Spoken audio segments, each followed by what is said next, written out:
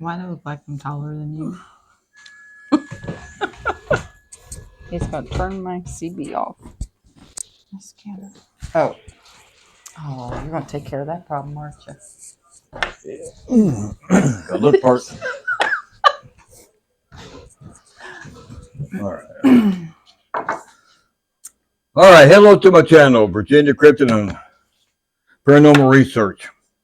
We just got done with the camping trip here last week. I wanted to give you a quick highlight on what transpired out there. Some things that I never really experienced before. To start it off with, we're here in Virginia. We camp in the George Washington National Forest. The campsite we were at, it's the third time being at the exact same one. Quick overview of what the area is about. It's got a long history of, you could say, paranormal, unexplained things that's happened in the valley over the years, many years. We belong to the ECBRO group also, East Coast Bigfoot Research Organization, founded by Daniel Benoit. That's the group we were out camping with. This is the third time camping in this spot. Real quick highlight of the area. I'm not seeing the Bigfoot or anything like that, but some of the paranormal stuff I have, that's on other videos that I got if you want to watch them. But last fall, real quick, a couple came down from Pennsylvania, parked by a gate that leads to a lake. I'm not going to go into a lot of detail on that. Well, when the wife was getting out of the vehicle, she'd seen something run across the road about 30 yards from the vehicle. On two legs. She told her husband about it. She thought it was a bear. They came back to camp after we had packed up. We stopped by to say goodbye.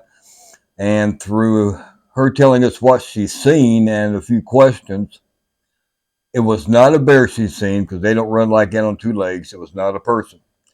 I'm going to leave that at that as far as interpretation, but it wasn't a person and it wasn't a bear.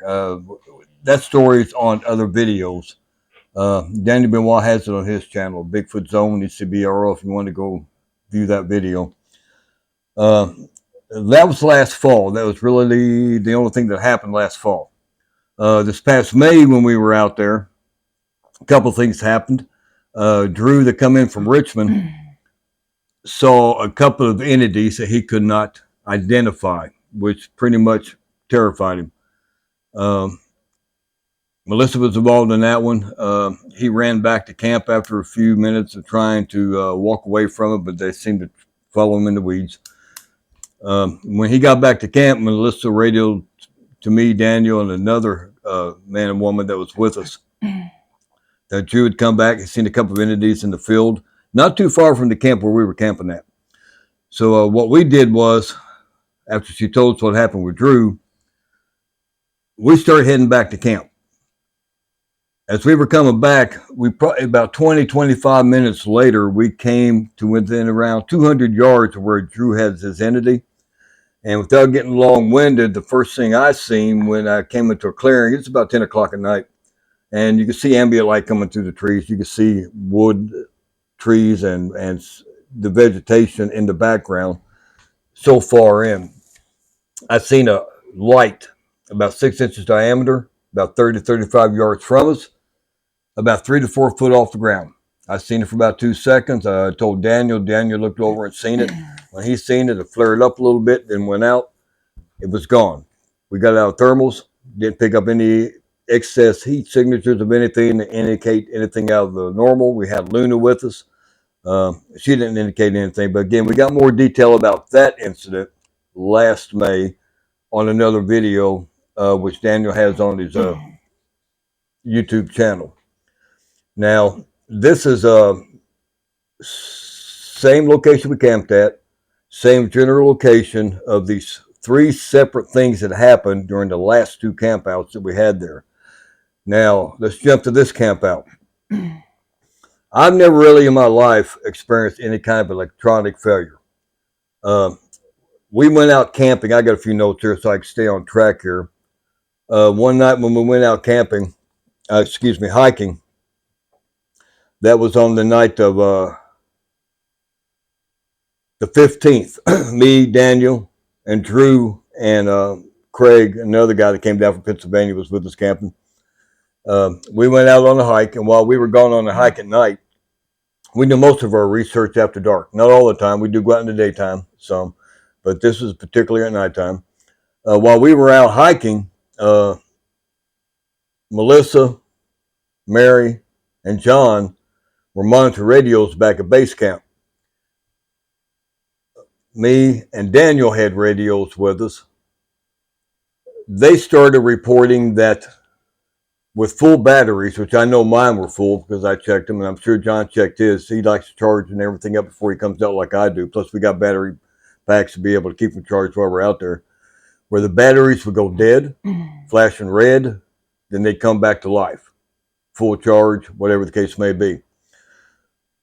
She told us about that on the radio, about having radio issues there, and our radio communication was kind of broken in and out. I'm not going to say that was paranormal or anything like that. I mean, that happens when you're dealing with radio, especially when you're out in the woods like we are in Shenandoah Valley.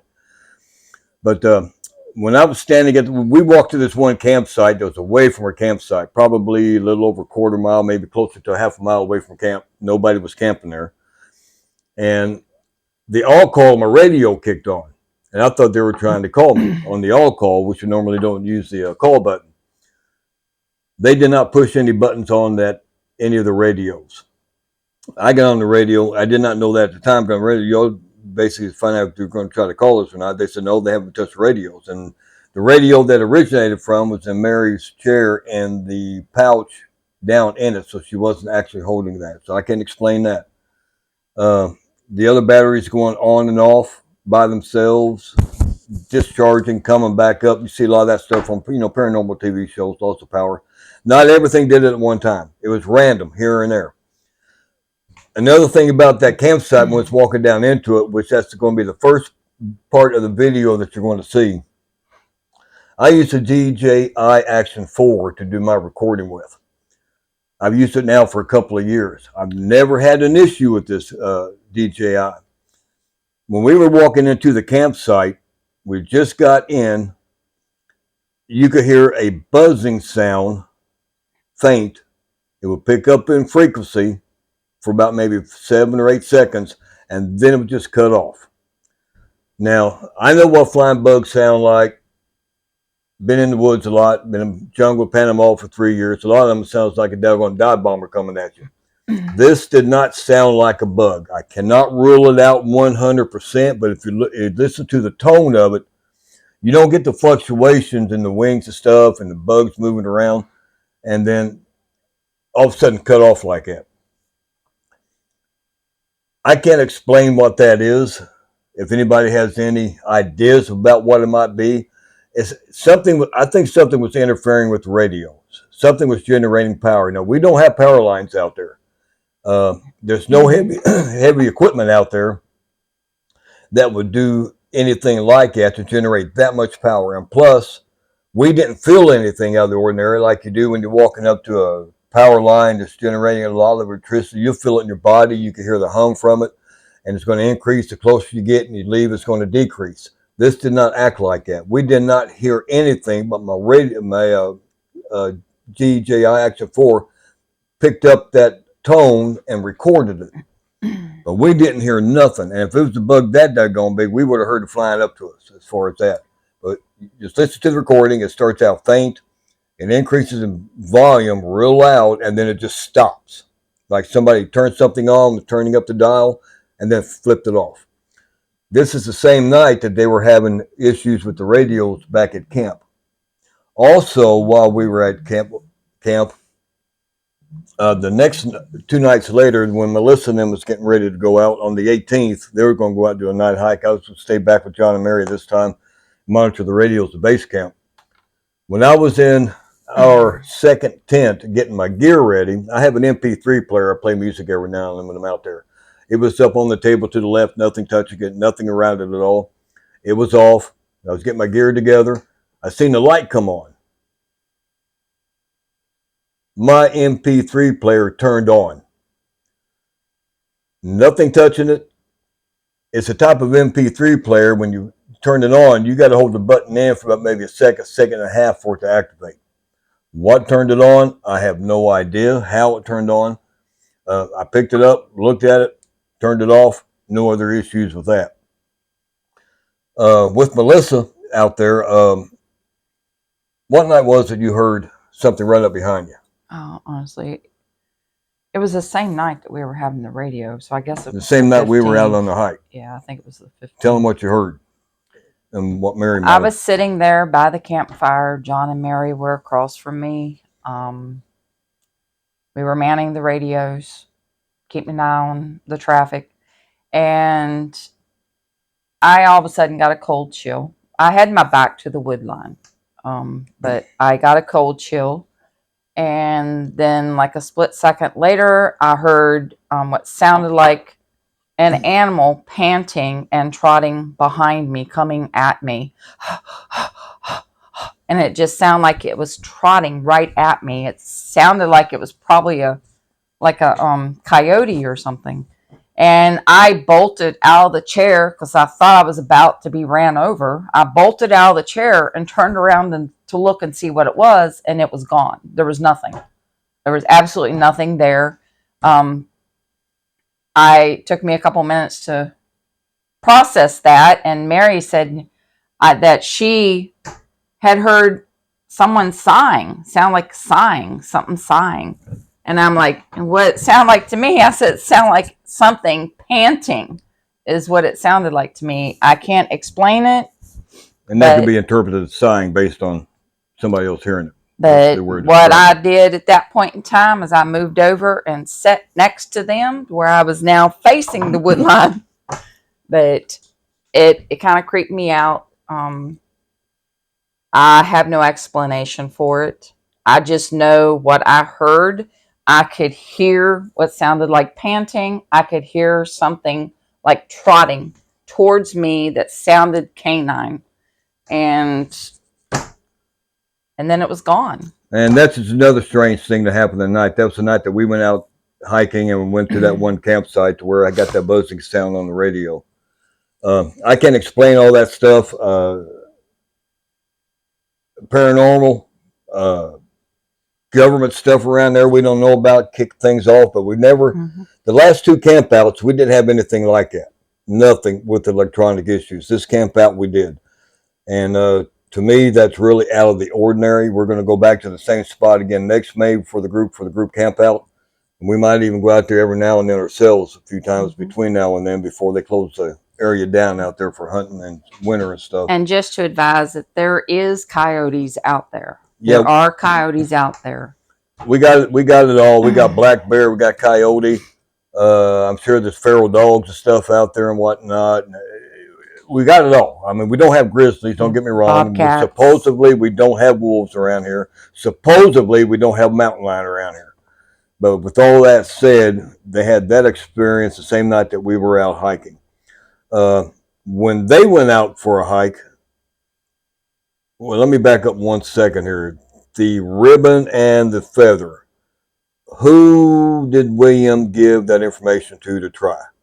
He put it into a comment of something that Daniel had posted. He put it in the comment that we needed to take a feather and we needed to take red ribbon. Based on the electrical activity and stuff that we've been having out there with the equipment. Yes. All right. William Nighthawk is a very dear friend and brother of ours. I think his Indian heritage is Lakota. Yeah, Lakota. We see him all the time. We talk to him all the time. It looks like Daniel, he's seen the comment that Daniel put on one of his posts somewhere about the problems, not the problem, but the issues we were having. Then William responded back with all his knowledge and Native American history and stuff that he has, and gave the recommendation to tie a bird feather up with a red ribbon out there in the area. That's supposedly supposed to either stop or cut down on any kind of demonic activity, without getting into too much detail and all that stuff. I mean, it's something Native Americans did when they're trying to ward stuff off, trying to, I guess, maybe bless the area. Now, I don't know if that actually worked or not, because they went on a hike on the 18th. The 19th was our last night out there. We didn't do any hiking. Me, Melissa, and Daniel were the only ones left. We packed up on the 20th. Hopefully that did some good. I can't speak to the other side, but William gave us that information, and we'll see how it turns out when we go back. And hopefully that still be tied into the tree where it's at. But thank you, William, if you watch this, as far as passing that on to us. I mean, we're open to any suggestion when it comes to stuff like this. Because something was not right during this camp out. We had these experiences, and when Melissa and them went out on their hike, they were going to go back to that same campsite where I picked up that interference on my DJI Action 4 to see if it would recreate. So far, I have nothing as far as that. And again, this is the same night that they had actually tied that ribbon to the tree before they actually made it to that campsite. Yeah, just minutes I, before. I can't sit there and say yes or no that did quell that because everything was happening at random. Uh, that remains to be seen. But I do believe in a lot of the stuff that the Native Americans did and their history and stuff like that on how they dealt with certain situations. It makes sense. And if it worked for them, it could work for us. But I mean, I got a lot more audio recordings to go through. It's going to take me a little bit to do that and a lot of video. We just want to give you a quick brief as far as what transpired in this camp out that didn't happen before. So you really one more thing. Each night I set out a parabolic microphone to record. Overnight, I'd turn on the record button around 9, 10 in the evening, and I'd let it record all night long until about 6 or 7 in the morning. And I'd go download that data, clear the SD card, and then put it back in, get ready for the night before. Some of these recordings I've been going through on the spectrum. I think I may be wrong what I'm calling it, but when you're looking at the spectrum, you see all these lines. I'm not an expert in this. See all these lines going across. You get your peaks and lows and stuff, and things are loud and low and whatnot.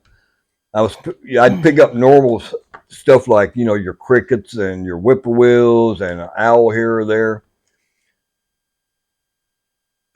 Other things I was picking up on the spectrogram, you could still hear the normal background of the wildlife and insects, but for some reason, either for a few seconds or for several minutes, the bar would get real big, and that would last for either for a few seconds or for several minutes. Then it'd cut off. Done that multiple times in some of these recorders, but you can't hear anything. I don't know if what that recorder and micro parabolic was picking up was out of our hearing range. I can't answer that, but I've not had stuff like that appear on any other recordings over the last several years when I've been out recording either Elkhorn Lake or back here where we're at in the Shenandoah Valley. I still got more recordings to go through, but so far except for your normal background, whatever made that spectrogram jump up like that and to stay constant all the way across the bar to whatever time frame it cuts off again, you don't hear anything except for the normal background of what you're listening to. Maybe somebody out there might know what that be, may know what that might be, and leave me an answer in the comments or suggestions in the comments. Does that tie into? And each night I've been getting that. Does that tie into also these electrical issues that we were having out there? Electronic issues. I keep saying electrical with our walkie talkies. And John may have had some other issues with some of his other electronic equipment. Uh, I need to talk to him more about that. But as a whole, this last week was really strange to say the least. I've never had that experience before with it. I don't have answers for what was happening, and I don't have answers for what I was recording.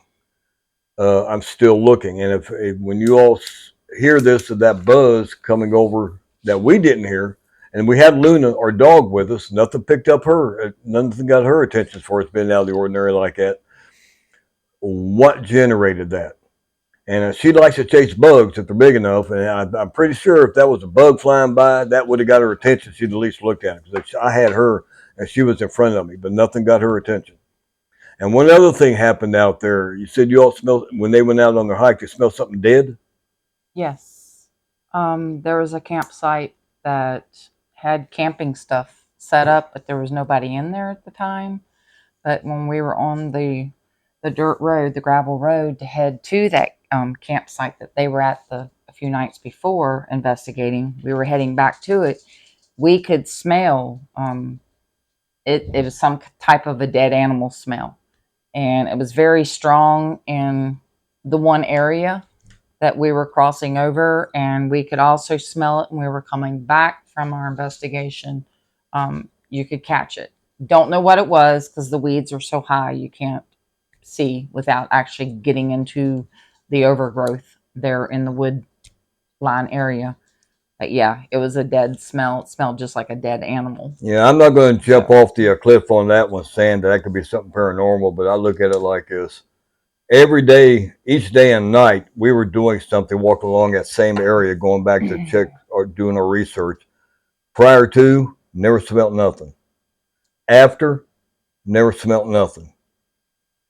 Normally, with my experience, if something is dead, you're going to smell it for 2 or 3 days, if not longer, maybe 4, something like that. That's my experience. But since it was only for that one evening that they smelt it, could that be something out of the ordinary? Maybe. I'm just throwing that out there. And plus, the question I haven't asked yet, I'm going to ask you, when you all smelt that, did Luna pick up on anything? she was really smelling around, and she was trying to pinpoint. She was doing what she All right, does. so she She did. was, yeah, she So she smelt did it. smell it. Okay. Yeah, she was definitely trying to pinpoint where it was, but she wanted to go into the weeds, If and she didn't, well, okay. Drew kept her back. If she didn't smell it, now we may have to think into it a little bit further. You all smell it, and she don't, being a dog, but she did. No, So no. that could have She's very well been a dead animal. Circumstances may dictate on that, as far as why we didn't smell it prior to and after. At least I hope it was an animal. Um, but again, I just want to throw that out there. I mean, just the way everything happened during this camp out, it's odd, and so I've never experienced this stuff before. As far as I've been using electronic equipment now for years, from camera equipment to lights and batteries. I've never had anything happen to me that what was reported to happen this last week. But again, I don't want to get long-winded on this. We want to give you a quick recap on what happened on this last camp out. We will continue. We like doing this. We're going to go back out. Uh, Again, the first video you're going to see coming up is going to be when I captured that buzzing sound. And that's only going to be about maybe a 20-second video, because I'm not going to show you the entire thing because I'm working on other videos. And then right after that, uh, I let her take my Action 4 to do some recording when they went on their hike. And she got some pretty good video of them out there at nighttime, around 10 o'clock at night. I don't know the exact time frame. I could check on my file if I need to, where they tied up that ribbon and they tied up that feather. And you might enjoy seeing something like that. We've never participated in anything like that before. It was the first opportunity. And again, thanks for William Nighthawk for suggesting that. And if not for us, maybe for other people to go out there, it does some good if other people go out there that maybe having problems or issues too. But I'm going to cut it off here. You got anything you want to say? No, not really. It's just that we are definitely going to go continue to try to figure out, see if we can solve what's going on there. Yeah, it's weird. I'm not experienced. I mean, with my background and part of her background, we want answers to things. Mm-hmm. Not everything you hear is a Bigfoot or ghost, and every thump of the tree or whatever. But things are happening throughout our life that got us into this, and now things are happening while we're doing research, and we got other witnesses around.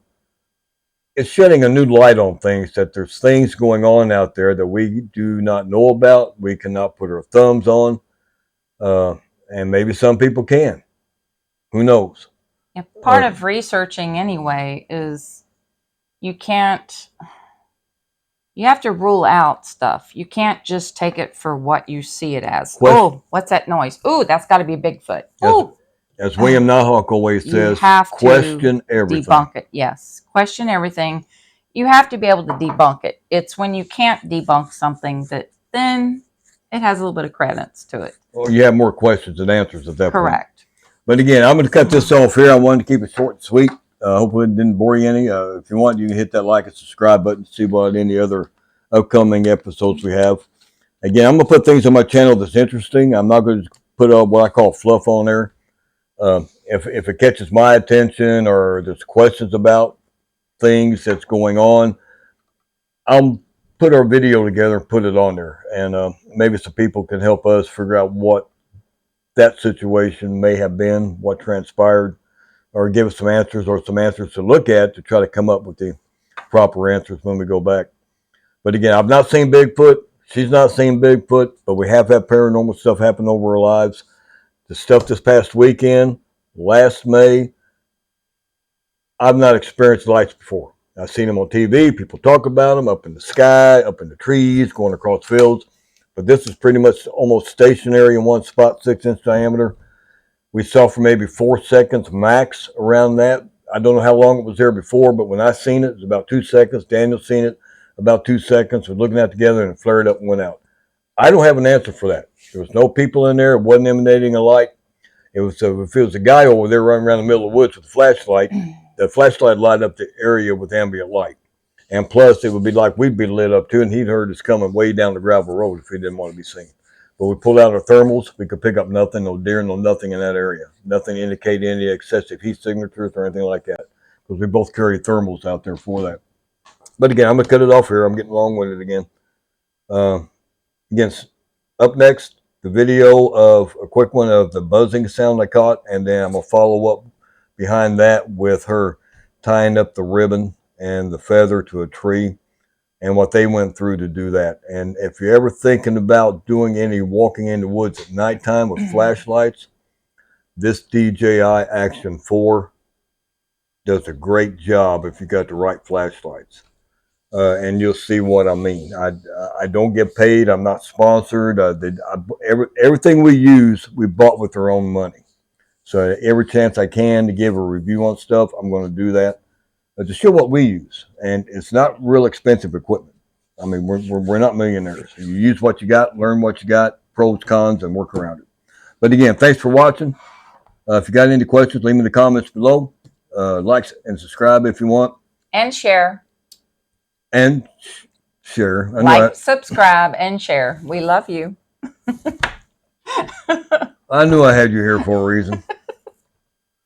All right. Again, thanks for watching. Day or night, wherever you're from. See you again shortly. Have a good one. Have a good night.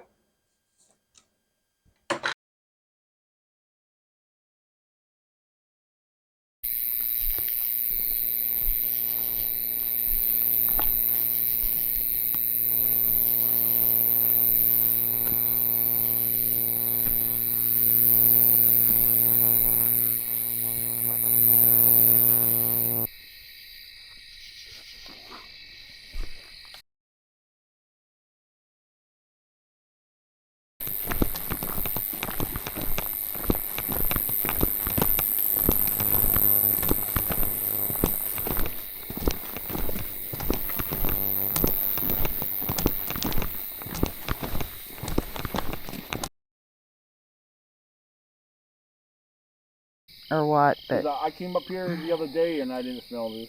it's definitely the smell of death. It smells like a fresh, smells like a death that's like a couple days old. Yeah.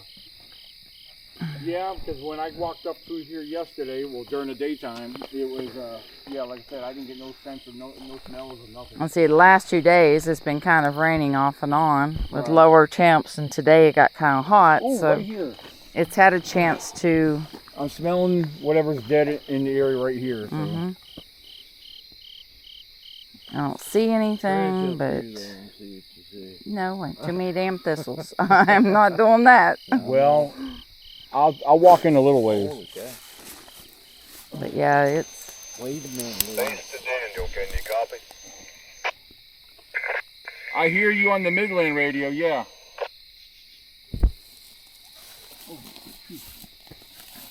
I know, we're going to stay here. Yeah, I definitely don't hurry. I'm not going to walk in too far. This is severely tall. Damn it. That stuff's like 10 feet tall now. Yeah, this stuff is taller than me. Daniel, can you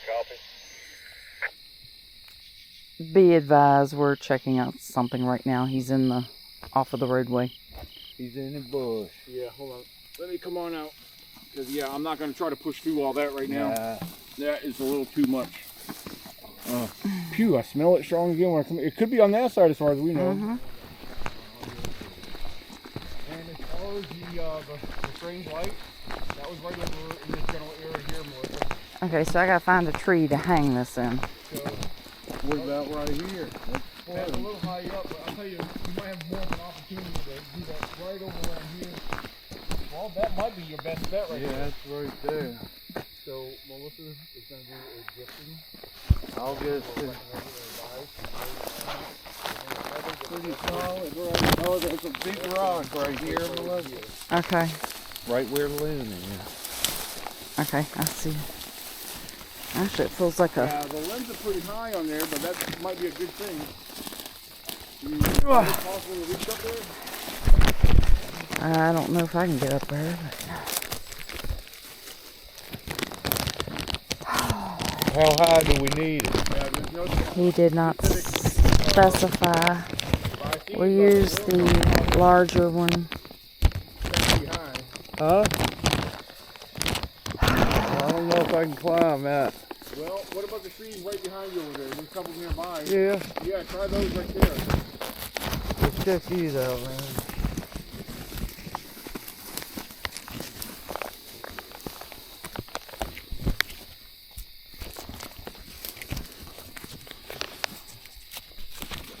I don't know, you couldn't get any higher on it.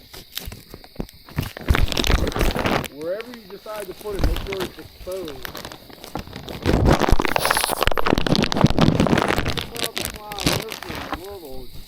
Well, you don't have to go up too high. If you have a little you can hang it on, that's all you need to do.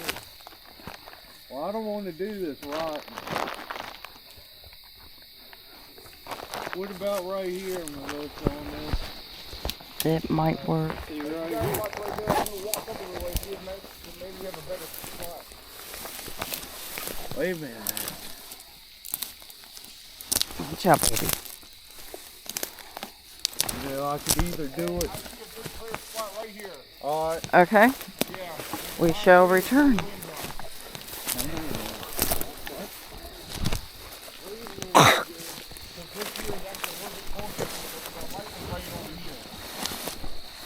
Okay, there's that thing.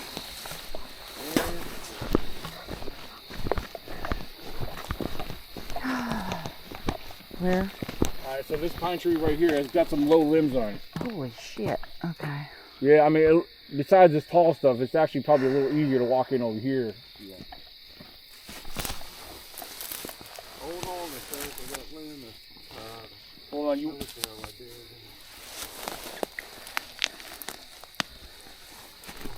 That's mauling.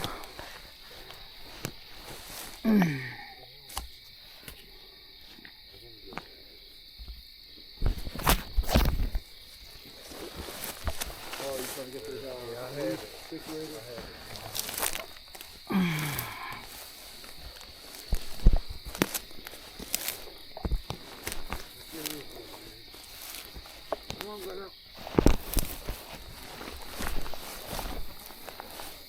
Let me go first. Okay.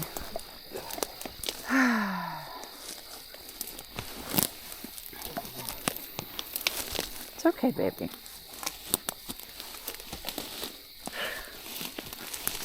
It's okay, baby. I mean, now that you guys are up on it, does that Chip. look a lot better? Well, it's dead. Well, that Yeah. ain't the point. As long as we have something to hang. See if we can do it from there. You gonna be able to hold her? You gonna do it, or you want me to climb up? I can climb up a few. Well, you don't have to go that high up with it. No. Look like it's like your eye level.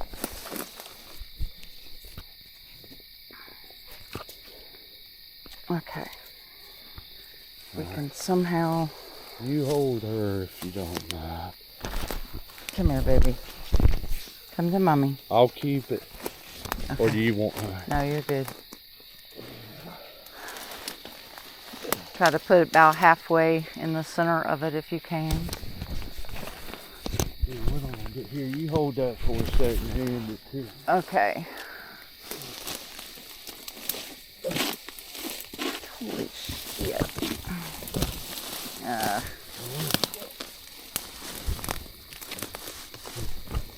Hey Drew, why don't you hang it on the right there where your hand is there? This one? Yeah.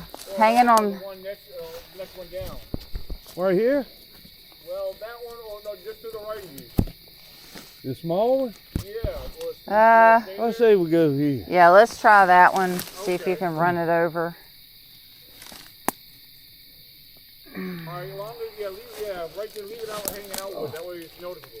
I don't want to blow and all. Yeah, because you don't want it to blow. Is that noticeable? And flat over that one, that little spot. And then that should be good. 9. Right there, we think? Yep, I think that'll work. Hey, you guys got a camera or a phone that you can take a picture of that? Yep.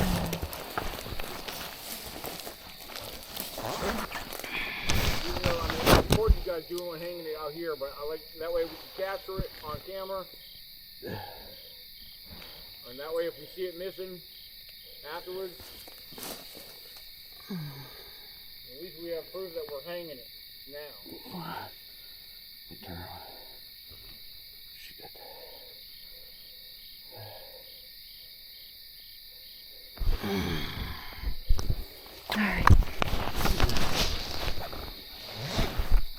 We did the best we could with what we had to work with.